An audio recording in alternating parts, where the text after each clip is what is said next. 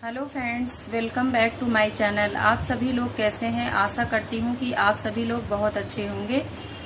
आज मैं आप सभी लोगों से एजुकेशन से रिलेटेड डिस्कस करूंगी, जो कि 12th पास आउट करने के बाद है। आज हम बात करेंगे बी फार्मा और डी फार्मा। बी फार्मा की हम बात कर लेते हैं तो बी फार्मा का फुल फॉर्म होता है bachelor of pharmacy. D pharma का फुल फॉर्म होता है डिप्लोमा इन फार्मेसी। अब हम देखते हैं कि इन दोनों कोर्स को करने के लिए हमें क्या पास आउट होना जरूरी है। इन दोनों कोर्स को करने के लिए हमें 12th पास आउट होना बहुत जरूरी है। फार्मेसी में हमें मेडिसिन से रिलेटेड बातें बताई जाती हैं। मेडिसिन में क्या होता है, हम किस मेडिसिन का यूज किस ट्रीटमेंट में करते हैं, इन सभी चीजों के बारे में हमें बताया जाता है फार्मेसी। देखते हैं कि इन दोनों कोर्स करने के लिए बी फार्मा डी फार्मा करने के लिए हमें क्या एलिजिबिलिटी होनी चाहिए। तो एलिजिबिलिटी हमें 12th पास आउट होना बहुत ज़रूरी है।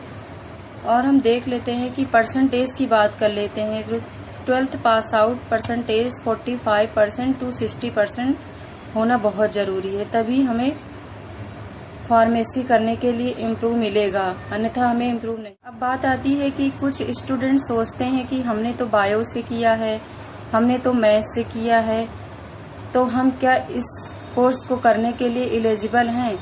तो हाँ, ऐसा कुछ नहीं है। हम इस कोर्स को करने के लिए, अगर हमने बायो से किया है, हमने मैथ्स से किया है, तो इन दोनों कोर्स को करने के लिए हमें एलिजिबिलिटी है।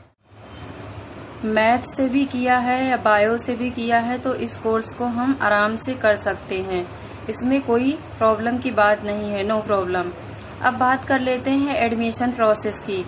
एडमिशन प्रोसेस हमारा किस बेस पे होता है? एडमिशन प्रोसेस हमारा मेरिट बेस पे भी हो सकता है, डायरेक्ट भी हो सकता है, और कुछ बच्चे एंट्रेंस एग्जाम भी क्वालिफाइड करके गवर्नमेंट कॉलेज में दाखिला ले सकते हैं। बात करते हैं कोर्स ड्यूरेशन की। हमारा कोर्स ड्यूरेशन कितने ईयर्स का है?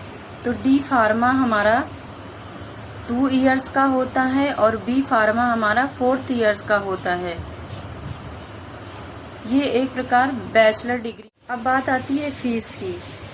हमारी फीस कितनी होगी? तो डी फार्मा में जो फीस होती है 5,000 से 10,000 per year in government college की फीस होती है डी फार्मा करने की। बी फार्मा की जो फीस होती है 35,000 से 40,000 per year in government college की फीस होती है बी फार्मा करने के लिए। और प्राइवेट कॉलेज की बात कर लेते हैं। प्राइवेट कॉलेज की बात कर लेते हैं तो 75,000 to 80,000 इन प्राइवेट कॉलेज की फीस होती है पर ईयर की। अब बात कर लेते हैं कि डी फार्मा करने से हमें क्या बेनिफिट्स होंगे, बी फार्मा करने से हमें क्या बेनिफिट्स होंगे। तो डी फार्मा करने से हमें बेनिफिट्स, हम लाइसेंस बनवा करके मेडिकल स्टोर भी खोल सकते हैं, प्राइवेट हॉस्पिटल्स में भी जॉब कर सकते हैं, और किसी गवर्नमेंट हॉस्पिटल में जॉब कर सकते हैं, job in railway and other government hospital में जॉब कर सकते हैं। हमारे पास ऐसे बहुत से ऑप्शन हो जाते हैं डी फार्मा और बी फार्मा करने के बाद में, कि हम अपना खुद का बिजनेस कर सकते हैं, और अगर हम जॉब भी करना चाहें किसी हॉस्पिटल्स में, प्राइवेट हॉस्पिटल्स में, तो आराम से हम जॉब भी कर सकते हैं। हो गई डी फार्मा करने की। अब हम बी फार्मा करने के फायदे क्या होते हैं? बी फार्मा करने के फायदे ये होते हैं, बी फार्मा करने के बाद हम ड्रग इंस्पेक्टर्स बन सकते हैं और मेडिकल स्टोर भी खोल सकते हैं। बहुत लोगों का सपना होता है कि हम बी फार्मा करने के बाद हम कई बार ऐसा भी होता है कि